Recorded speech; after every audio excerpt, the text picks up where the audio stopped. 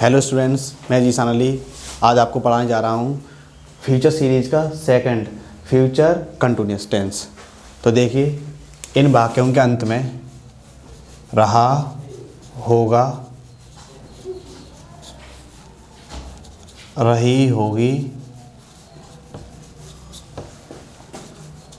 रहे होंगे आदि शब्द आते हैं। क्या है पहचान? रहा होगा, रही होगी, रहे होंगे आदि शब्द आते हैं तथा फ्यूचर में मतलब भविष्य काल में क्या होगा? काम जारी रहेगा। इसका स्ट्रक्चर हम देखते हैं। सब्जेक्ट प्लस बिल या shall plus be plus main verb की फर्स्ट फॉर्म में आईएनजी प्लस ऑब्जेक्ट।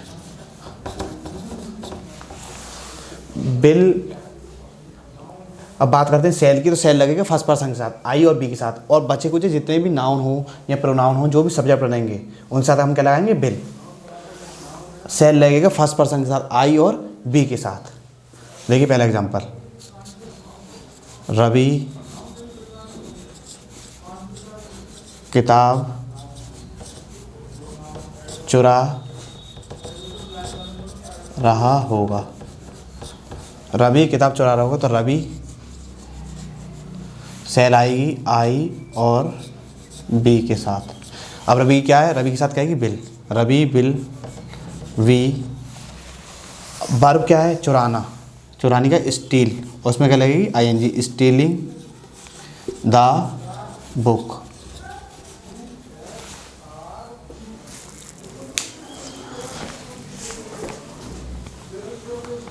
अब देखिए दूसरा एग्जाम्पल,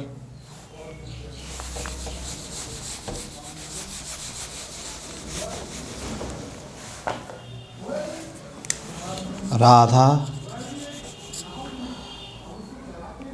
पानी गर्म कर रही होगी।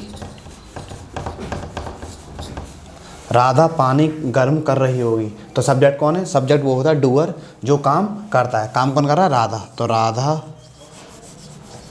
के साथ क्या है? बिल। Radha will be. गर्म करने क्या है? क्रिया कौन सी हो रही है? बॉयल। Boiling the water.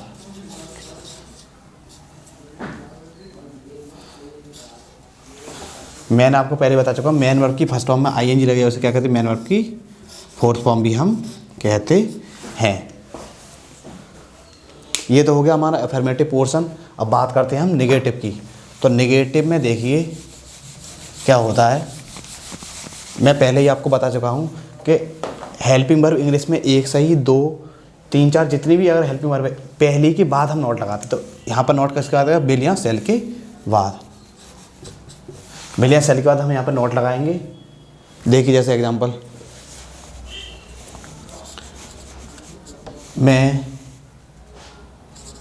घंटी नहीं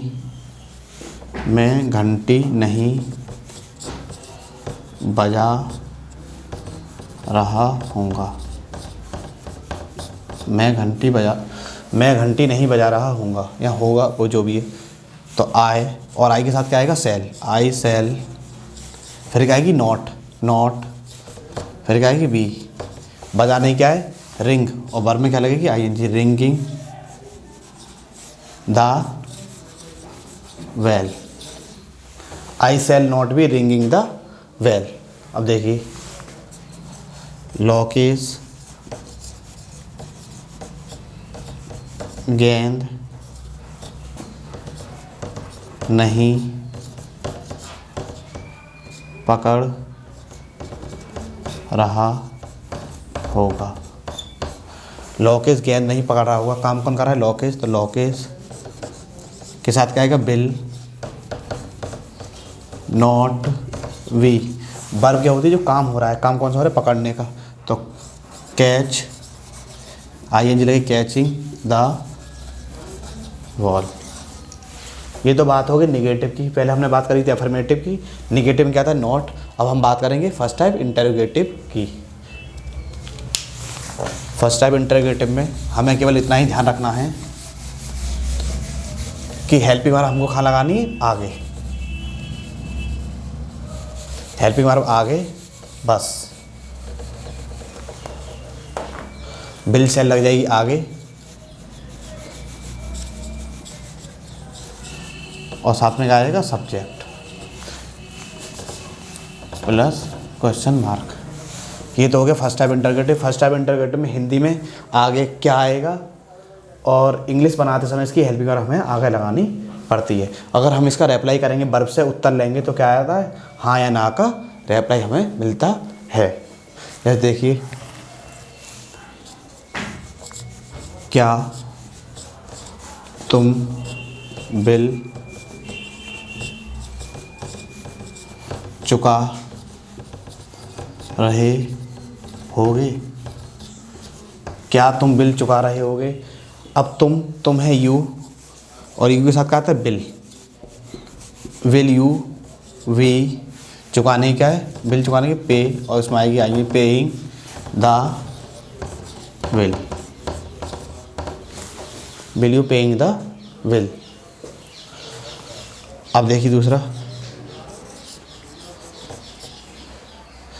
क्या हम बातें कर रहे होंगे? हम की स्पेलिंग आती है बी, और बी के साथ मैंने क्या बताया, सेल। तो सेल,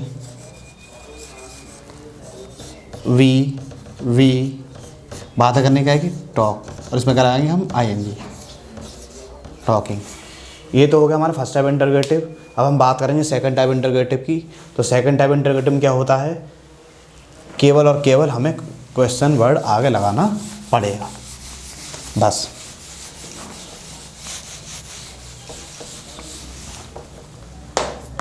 केवल और केवल क्वेश्चन वर्ड हमें आगे लगाना पड़ेगा। स्ट्रक्चर इसका वही रहेगा। अब इसमें क्या होगा, हिंदी में जैसे फर्स्ट टाइम इंटरोगेटिव में आगे आगे क्या लगता है और हेल्पिंग वर्ब आगे लगाती है, अब इसमें बीच में आएगा क्या, क्यों, कहाँ, कैसे, कब। तो वो हमें क्या लगाना पड़ेगा, उसकी मीनिंग हमें लगानी पड़ेगी। जैसे बात करते हैं हम,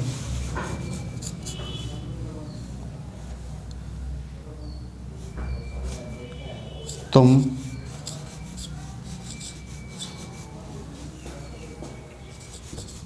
कपड़े कब खरीद रहे होगे? कब आगे देखो, बीच में इसकी हमें स्पेलिंग, कब की स्पेलिंग है, वैन। और हमें जो बिल और से लगाते हैं किसके अकॉर्डिंग लगाते हैं, सब्जेक्ट के। सब्जेक्ट क्या है यहाँ पे, तुम। तो क्या है, बिल यू, खरीदना की buy, buying the clothes. When will you buying the clothes. देखिए, पेड़ से पत्ते क्यों,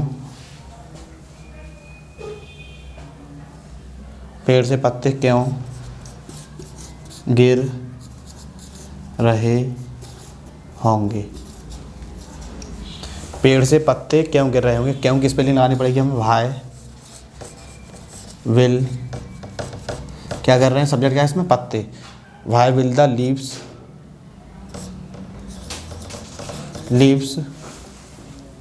इसमें सॉरी मैंने बी रह गई थी, बी यहाँ रह गई थी, बी सॉरी बी रह गई थी, क्योंकि बी में लगाना, why will the leaves be falling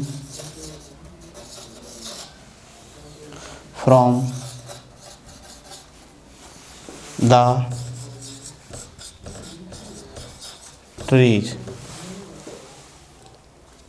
ये तो हो गया हमारा सेकंड टाइप इंटरोगेटिव, और ये टॉपिक फ्यूचर कंटिन्यूअस यहाँ पे ख़त्म होता है।